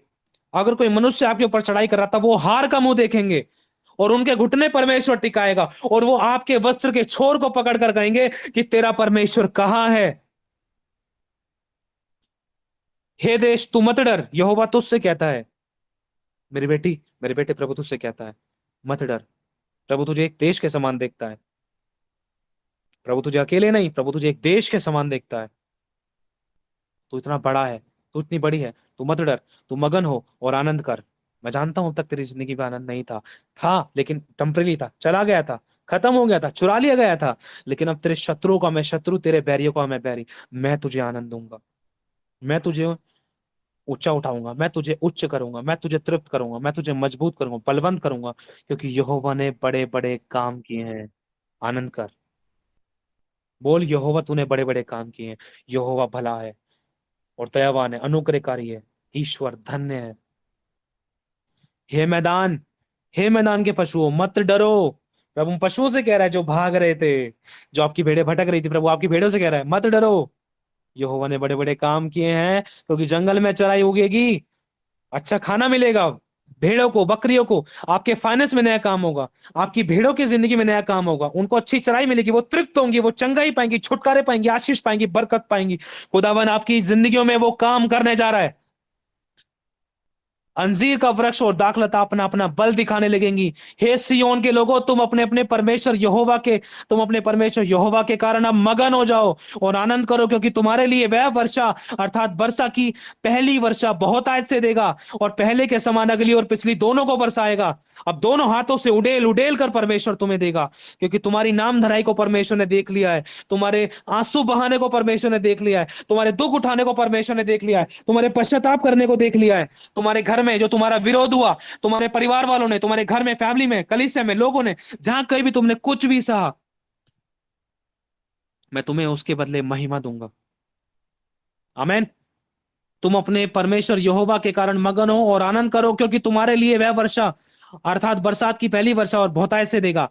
और जो तुमने बीज बोए हैं परमेश्वर के राज्य में, आंसू भी प्रार्थना रूपी, अब उनके उत्तर तुझे मिलेंगे। बोलो आमेन। उत्तर मिलने जा रहे हैं, उत्तर मिलने जा रहे हैं। चाहे वो पति के लिए प्रार्थना करें, चाहे वो बच्चे के लिए प्रार्थना करें, चाहे फैमिली के लिए, चाहे धन के लिए, चाहे लाइफ पार्टनर के लिए, चाहे लाइफ के किसी भी हिस्से के लिए, चाहे बैप्टिज्म के लिए, चाहे घराने के लिए, उद्धार के लिए, चाहे छुटकारे के लिए, चाहे आशीष के लिए, चाहे धन के लिए, चाहे नौकरी बिजनेस के लिए, चाहे नौकरी किसी भी प्रकार की ब्लेसिंग्स के लिए, प्रभु कह रहा है मैं उत्तर दूंगा, मैं तेरी सुनकर तुझे उत्तर दूंगा। तब खलिहान, सुनो, खलिहान जो तुम्हारे बटुए, अकाउंट, बैंक बैलेंस, ब्लेसिंग्स तुम्हें खाली लग रहा था, अकेला लग रहा था, आत्मा में खाली लग रहा था, तब खाली अन्न से भर जाएंगे। कौन सा अन्न? शारीरिक और आत्मिक अन्न। आत्मिक अन्न वचन, परिपूर्ण हो जाओगे।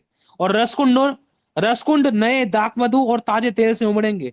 जिन वर्षों की उपज, सुनो अब मेरी बात, जो टिड्डियां जो तुम्हारे नुकसान के लिए भेजी गई थी, जैसी तुम पश्चाताप करते हो, मन फिराते हो और घुटने टिकाते हो, उपवास में आते हो और मेरे लोगों के लिए रोते हो, देश के लिए रोते हो, विलाप करते हो, और मेरे दासों के लिए रोते हो, तुम अपने लिए रोते हो, अपने घराने के लिए रोते हो कि उनका उद्धार हो, प्रभु उन पर दया कर। तो सुनो, जिन वर्षों की उपज, अरबे नामक टिड्डियां, येलेक नामक टिड्डी, हाजिल नामक टिड्डी, गाजाम नामक टिड्डियां, अर्थात मेरे उस बड़े दल ने, जिनको मैंने तुम्हारे बीच भेजा था, खा ली थी, मैं उसकी हानि तुमको भर के दूंगा। आमेन। मैं उस नुकसान की भरपाई मैं तुम्हें करके दूंगा। तुम पेट भर खाओगे और तृप्त रहोगे, सेनाओं के यहोवा की महिमा करोगे, जिसने तुम्हारे लिए आश्चर्य के काम किए हैं। और प्रभु तुझसे कहता है मेरी बेटी, मेरे बेटे, कि देख, तेरी आशा फिर कभी ना टूटेगी और तू फिर कभी लज्जित ना होगा। तब तुम जान लोगे कि मैं इज़राइल के बीच में हूं और मैं यहोवा तुम्हारा परमेश्वर हूं, कोई दूसरा नहीं। मेरी प्रजा की आशा फिर कभी ना टूटेगी। उन बातों के बाद मैं सब प्राणियों पर अपना आत्मा उड़ेलूंगा। तुम्हारे बेटे और बेटी सब भविष्यवाणियां करेंगे, तुम्हारे पुण्य स्वप्न देखेंगे, तुम्हारे जवान दर्शन देखेंगे, तुम्हारे दास दासियों पर भी मैं अपना आत्मा उड़ेलूंगा। मैं आकाश से कहूंगा और पृथ्वी से कहूंगा, चमत्कार प्रकट करे और बड़े बड़े चिन्ह दिखाए। हालेलुया। ये टाइम है पश्चाताप करने का, अपने लोगों के ब्याह पर, अपने देश के ब्याह पर, अपने घराने के ब्याह पर, अपने परिवारों के ब्याह पर। उपवास में आओ आप लोग। Lord wants to change you. परमेश्वर बदलना चाहते हैं, वो आपकी जिंदगी में काम करना चाहता है। हम आराधना कर रहे हैं, प्रार्थना कर रहे हैं, चर्च जा रहे हैं, सेम वही चीज, कुछ अलग नहीं कर रहे हैं हम। खुदा के लिए हमने क्या किया? सपोज परमेश्वर आपसे मुझसे पूछ रहा है कि तूने इसके लिए किया, उसके लिए क्या, ठीक है तू बहुत बोलती है, बहुत बोलता है, मेरे लिए तूने क्या किया?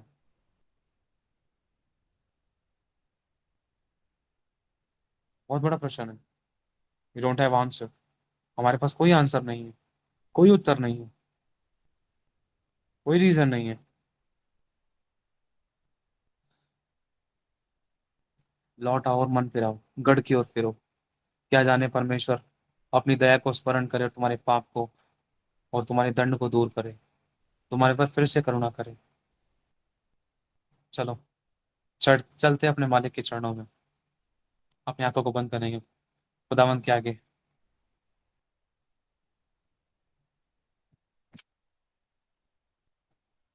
प्रभु, हम आपको धन्यवाद करते हैं प्रभु। अपने आप को, मेरी पत्नी, मेरे बच्चे को, तेरे दास दासी, कलीसिया, अभिषेक को, तेरे विश्वासी, तेरे लोगों, तेरे चेलों, तेरे सेवक, तेरे गूगल मीट के सभी लोग, इनके घराने, हमारे देश के अधिकारी, नागरिक, गली मोहल्ले, आस पड़ोस, हमारे शहर, हमारे देश, हमारे इस संसार के भी यहाँ पर, हमारे लोगों के भी यहाँ पर, मसीह लोगों, मसीह कलीसियाओं के भी यहाँ पर प्रभु, अन्य जाति के भी यहाँ पर भी हम क्षमा चाहते हैं। हम पश्चाताप करते हैं प्रभु।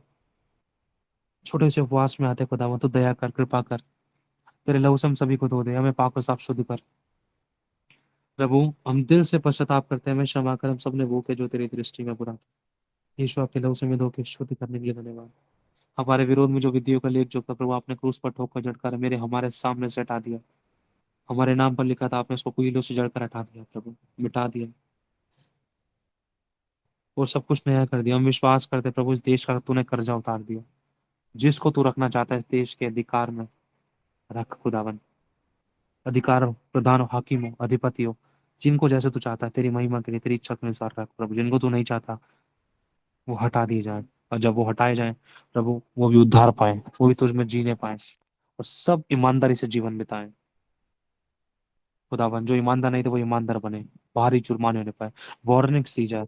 जो सही चाल नहीं चल रहे, गहरे पश्चाताप में चलने पाए, भारी जुर्माने होने पाए प्रभु। जो पश्चाताप करते हैं उन पर दया भी की जाए और दोबारा से कोई ऐसी गलतियां ना करे। देश को खोखला ना करे खुदावन, देश को खोखला ना करे। अनाथ और विधवाओं की सुधि ले किसी का धन, पिता परमेश्वर, अनाथ और विधवाओं का धन, और प्रभु जो लोग मेहनत से खाते हैं, कमाते हैं प्रभु, उनको लूटने ना पाए प्रभु। देश के अधिकारियों के भी यहाँ पर हम क्षमा चाहते हैं, क्षमा कर। जो लोग हटाए जाएं प्रभु, उन लोगों को भी रोटी पानी देना, वो भी पश्चाताप करे, बन फिरे, उद्धार पाए, विश्वास करें, कल का जीवन पाए। और जो देश के अधिकार में खुदा उनको भी आशीषित कर, उनके पाप क्षमा कर, उनको बुद्धि ज्ञान समझ दे, उनको ऐसी अगुवाई दे, ऐसी गाइडेंस दे, ऐसे दूध दे जो जिसके द्वारा ये देश सही डायरेक्शन में जाए, महंगाई कंट्रोल में आए, कोई महंगाई खत्म हो जाए खुदा, पेट्रोल के दाम सस्ते हो, तेल पानी के दाम सस्ते हो। प्रभु तुझसे विनती करते हैं, ये भारत देश फिर से तरक्की करे। प्रभु हम सभी को एक सेट एग्जाम्पल बनाकर खड़ा कर, हमारी प्रार्थना के द्वारा तू उनकी जिंदगी में काम कर, हमारे देश हमारे घराने में काम कर, हमारे घराने का उद्धार कर। तेरा धन्यवाद करते हैं हम सभी का छुटकारा करने के लिए, हमारी जरूरतों को पूरा करने के लिए, हमें भला चंगा रखने के लिए धन्यवाद। हॉस्पिटल्स को खाली करने का हमें अनुग्रह दे, ताकि हॉस्पिटल्स में प्रभु तेरे बड़ी महिमा के काम प्रकट हो, डॉक्टर्स भी तेरी ओर फिरे। ऐसी स्टेटमेंट्स डॉक्टर्स देने जा रहे हैं, मैं घोषणा करता हूँ। थैंक यू होली स्पिरिट, धन्यवाद ईश्वर। प्रभु आपसे विनती करते हैं प्रभु, हमारे घराने का उद्धार कर, जहाँ हम गलत है मैं करेक्ट कर, हमने वो किया जो तेरी दृष्टि में हो रहा था, तेरे वचन के विरुद्ध, तेरी सब अधिकार जिम्मेदारी के विरुद्ध हमसे पाप हुआ, यीशु तेरे लहू से धो दे। अधिपति प्रधानों हाकिमों को ऊपर से उतार कर तूने क्रूस पर कुल्लम कुल्ला तमाशा बनाया और उन पर क्रूस के कारण जय जयकार की तूने सुनाई। यीशु आपने शैतान को हमारे पैरों तले कुचलवा दिया, हम धन्यवाद करते हैं। प्रभु एक नई शुरुआत करते हैं, बीती सब बातें बीत गई, सब कुछ नया होगा, हम धन्यवाद करते हैं। एक नई शुरुआत हम सबकी जिंदगी में होने पाए प्रभु, उपवास रखने का, प्रार्थना आराधना संगति में जुड़ने का, लॉलिन होने का हमें अनुग्रह दे, ताकि हम प्रभु, क्योंकि तूने कहा है जो लोग मेरा ज्ञान रखेंगे वो हियाव बांध कर बड़े बड़े काम करेंगे। ऐसा आ रहा है कुछ लोग है ना, यीशु मसीह को ना एटीएम की तरह इस्तेमाल करने की कोशिश करते हैं। जरूरत के टाइम पर हम खुदा के पास आते हैं, जरूरत के टाइम पर, जरूरत के टाइम पर प्रभु, जरूरत पड़ती है तब फोन मिला दी, जरूरत पड़ती है तब हमने प्रेयर रिक्वेस्ट डाल दिया, जरूरत पड़ती है तब हम खुदा के द्वार खटखटाते हैं, बाकी अपना ही जीवन हम जी रहे हैं। कुछ इच्छा नहीं खुदा के लिए, खुदा क्या मैं तेरे लिए आज कुछ नया करूं? आज खुदा मैं इस बात के लिए उपवास रखना चाहता हूँ, तेरे राज्य के लिए, तेरी महिमा के इस काम के लिए, तेरे इस बात के लिए, उस बात के लिए। कोई इच्छा नहीं है आज हमारी, कहाँ गई वो इच्छा?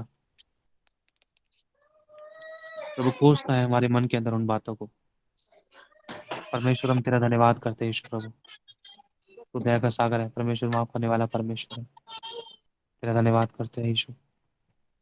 अब्बा पिता, हम आपसे विनती करते हैं, इस किसी की भी जिंदगी में कोई भी ऐसे कर्स थे जो उनको तेरे साथ जुड़ने नहीं देते थे, सारे श्राप तोड़ दिए जाएं आज, टूट जाएं। घटी के श्राप, बीमारी के श्राप, कर्जे के श्राप, गलत व्यवहार के श्राप, पूर्वजों के श्राप, आलस के श्राप, निंदा के श्राप और थकावट के कर्सेस, हर प्रकार के श्राप, ढीलेपन के श्राप, कर्सेस यीशु के लहू से, यीशु के नाम से हम तोड़ देते हैं। टूट जाए, बोलो टूट जाए। तेरा धन्यवाद करते हैं खुदा, सब आजाद है, धन्यवाद करते हैं। जो लोग सोचते हैं प्रभु मैं फाइनेंस में कब बढ़ूंगा, प्रभु मैं आत्मा में कब बढ़ूंगा, मैं वचनों में कब बढ़ूंगा, मेरे मेरे बिजनेस में कब उन्नति होगी, प्रभु प्रभु को प्रभु का देने का कोशिश करो, शुरुआत करो, कोशिश नहीं, देना है, प्रभु के लिए हमें करना है। हम क्या करते हैं, प्रभु मैं तेरे राज्य में ये बीज बो रहा हूँ, मैं तेरे लिए कर रहा हूँ, तो उसका पलट कर मुझे अच्छा देगा। हम पता है इच्छा रखते हैं, हम पता है किस अभिलाषा से बोते हैं। सुलेमान ने जब बलिदान चढ़ाए ना, उसने खुदा को खुश करने के लिए चढ़ाए, और तुरंत खुदा उसके स्वप्न में आ गया और परमेश्वर ने उससे कहा मांग, तू क्या मांगता है? समझ रहे हो, प्रभु कुछ कहना चाहता है आपसे और मुझसे। प्रभु जब भी हम कुछ बोते हैं, जब भी हम किसी का कुछ भला करते हैं, तो कुछ पाने, वापस पाने की इच्छा और आशा ना रखें। तेरा धन्यवाद करते हैं खुदा, अपनी फैमिली में सभी को हम क्षमा करते हैं, परिवारों में, घराने में, कलीसिया में, दासों में, अभिषिक्तों में, अगुओं में, कलीसिया में, सबको हम दिल से माफ करते हैं। सभी को उठा और बढ़ा, अपने लिए इस्तेमाल कर, रास्ते खुले प्रभु, हमारे यूट्यूब चैनल को भी ब्लेस कर, इस मीटिंग को भी ब्लेस कर, हमारे फोन को, हमारी लाइफ के हर एक किसी को ब्लेस कर। धन्यवाद खुदा, आज सुन हम सबसे बात की, जाम गलत है हमें करेक्ट किया, हम करेक्ट होने के लिए तैयार है प्रभु। हम बदलना चाहते हैं, हम बदलना चाहते हैं, मैं बदलना चाहता हूँ प्रभु, मुझे बदल दे परमेश्वर, हमें ही आप दे कि हम तुझ में बने रहे। तेरा धन्यवाद करते हैं खुदा, धन्यवाद करते हैं। हल्का सा दर्द पीड़ा या हल्का सा घटी होते के साथ ही हम चिल्लाए ना परमेश्वर पे। परमेश्वर कई बार कुछ चीजें हमारी जिंदगी में होने देता है, कुछ फाइनेंस को लेकर, किसी के विरोधों को लेकर, परिवारों में, बच्चों के प्रति, फैमिली में, माता पिता के प्रति, फैमिली में, पेरेंट्स के प्रति, फैमिली में, पड़ोसियों के प्रति, दूसरों के प्रति, किसी ना किसी तरीके से परमेश्वर कुछ बातें हमारी जिंदगी में होने देते हैं, ताकि वो हमें खरा बनाए, प्रभु को हमारी जिंदगी में काम करने दें। धन्यवाद करते हैं यीशु, सब ब्लेसिंग्स हमारे पास पीछे खींचे चली आएंगी। हमें खुदा की और दौड़ना है, भागना है, उसकी ओर ताकना है।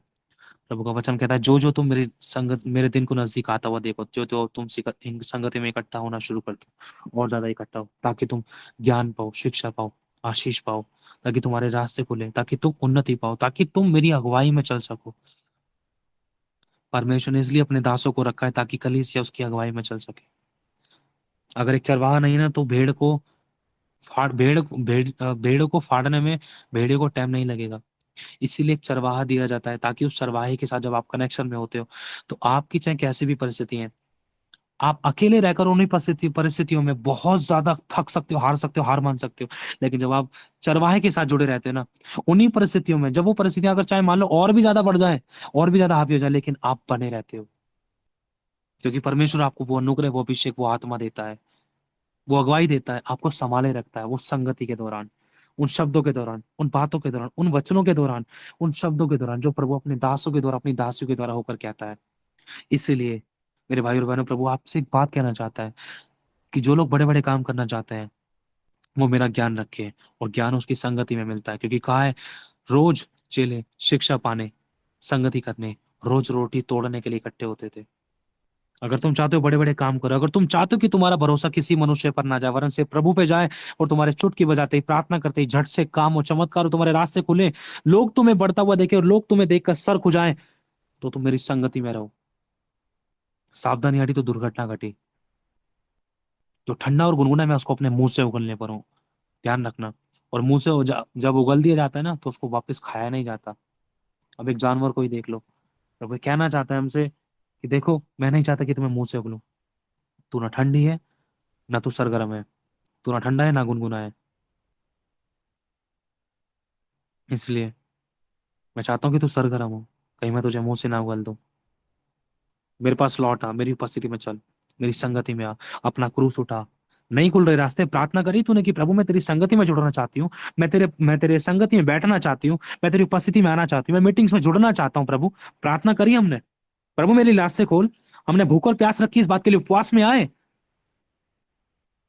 जैसे चल रहा है वैसे चलने दो, ठीक है। अगर तुम अपने लिए गंभीर नहीं हो, तो परमेश्वर तुम्हारे लिए कैसे गंभीर हो सकता है? तुम अपने छुटकारे के लिए ही अपनी परमेश्वर की बाट नहीं जोड़े, तो परमेश्वर तुम्हारा छुटकारा कैसे कर सकता है? गंभीर होना है। प्रभु हम पर दया कर, कृपा करते, हाथों में समर्पित करते खुदावन। यीशु हम पर अनुग्रह कर, जहां हम गलत है मैं करेक्ट कर, अपने आप को तेरी चाक पर रखते हैं। हम खुद भी बचे, औरों को बचाए। ऐसा अनुग्रह हमारी जिंदगी में कर। और प्रभु जो भी लोग तेरे बच्चे ग्रुप में जुड़े हैं, जो प्रार्थनाएं करते हैं, उनकी स्पेशल ब्लेसिंग्स को मैं खोल देता हूँ। खोल जाए खुदावन, खुल जाए। जो मीटिंग्स में जुड़ते हैं, जो अपनी जिम्मेदारी को निभाते हैं खुदावन, वो स्पेशल तरीके से ब्लेस होंगे। उनकी जिंदगी की रुकावटें खत्म होंगी, घटियां भरपूरी बदलेगी, बीमारी चंगाई बदले, सभी शैतान के काम नष्ट हो जाए, उनके आंसू की सुध ली जाए, गुप्त प्रार्थनाओं के उनके उत्तर मिले, और वो आत्मिक उन्नति पाए, फाइनेंस में उन्नति पाए, बिजनेस में, नौकरी में, धन में उन्नति पाए। ब्लेस हो परिवार लेवल पे, सेवकाई लेवल पे, बहुत ब्लेस हो। उनकी महिमा हो खुदावन, महिमा हो, महिमा महिमा हो। ये ब्लेस हो खुदावन। तेरे धन्यवाद करते हैं। जो नहीं कर पा रहे उनको करने का अनुग्रह दे, तेरे हाथों में समर्पित कर। जो मीटिंग्स में, नाइट पर्स में नहीं जुड़ पा रहे, प्रभु उनको आजाद कर, आजाद करके लेकर आ खुदावन। क्योंकि तूने कहा है रात को रो, तूने कहा है रात को विलाप करो, रात को आंसू बहाओ, क्रूस उठाओ। रात के टाइम पर प्रभु अंधकार की शक्तियां एक्टिव होती थी और संसार सोता था, और मसीह लोगों का ये सोने का टाइम नहीं है प्रभु। अनुग्रह कर हम सभी पर, बल दे, बल पर बल दे। अपना क्रूस उठाए और तेरे पीछे हो ले। ये हमारा क्रूस है कि हम अपनी नींद को त्याग करके तेरी उपस्थिति में बैठे। दया कर, कृपा कर। और जितना भी हम सोते हैं, उस समय में प्रभु हमारी सारी नींद पूरी हो जाए, और हमारी थकावट हो जाए, और हम फ्रेश फील करें, हमारी थकावटें उतर जाए। तेरा धन्यवाद करते हैं। आगे का समय तेरे हाथों में सौंपते हैं। जो जिम्मेदारियां हमें दी, उन जिम्मेदारी को निभाने के लिए अनुग्रह देने के लिए धन्यवाद। यीशु के नाम से इस प्रार्थना को मांगते हैं। कुछ लोग कह रहे हैं मैं सही करती हूँ, सही करता हूँ, लेकिन लाइफ में बहुत ज्यादा स्ट्रगल देखना पड़ रहा है, काम को लेकर, घर की जिम्मेदारियों में। टाइम मेरा बहुत वेस्ट होता है, इधर उधर भागा दौड़ी बहुत होती है, लेकिन काम अच्छी तरीके से भी नहीं हो पाता है, गड़बड़ियां होती है, रुकावटें होती हैं, और स्टॉपिंग्स को देखते हैं। क्यों? क्योंकि परमेश्वर का परमेश्वर को नहीं देते हम कई बार। परमेश्वर का परमेश्वर को देंगे तो हमारा काम यूं ही होने लगेगा, आसान हो जाएगा हमारा जीवन, आसान। क्योंकि प्रभु की जिम्मेदारी होगी, प्रभु करेगा। Thank you Lord. प्रभु आप करें। यीशु के नाम से इस प्रार्थना को मांगते हैं। सारी महिमा प्रभु आपको मिले। आमेन, आमेन और आमेन। सभी कहें आमेन। आमीन Amen, amen, amen. Amen, amen, amen.